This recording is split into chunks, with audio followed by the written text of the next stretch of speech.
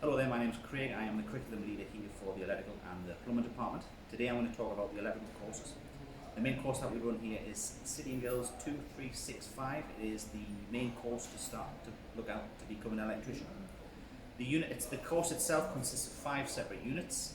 We have Unit 1, which is the health and safety unit, where we will cover any aspects of health and safety within construction. Unit 2 is the installation theory unit. There you're in the classroom and you learn all about the installation methods and theory behind being an electrician. The third unit that you're going to cover is the electrical science. This is all about electricity, how it works, how it operates, where it comes from, things like that. The next unit you're going to cover would be future technology. That is all the future things happening with regards to electricity, for example, solar panels, wind turbines, things like that. And the other unit that you're also going to run at the same time as doing all these separate units is the main one in here, which is the practical unit. Here you'll have a go at doing things where you're going to do jobs from installing lighting circuits, socket circuits, things like that, anything related to being an electrician.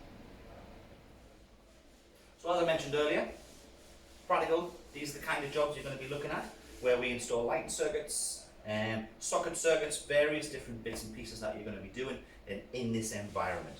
As you can see, here we've got a lighting rig, lots of different light switches, lots of different lights on the wall, a main fuse box, and here, these are the kind of things that you're going to be coming across.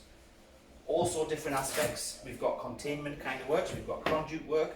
Basically these are the things you probably don't see, or you've probably never seen before, but this is containment, this is what cables go into.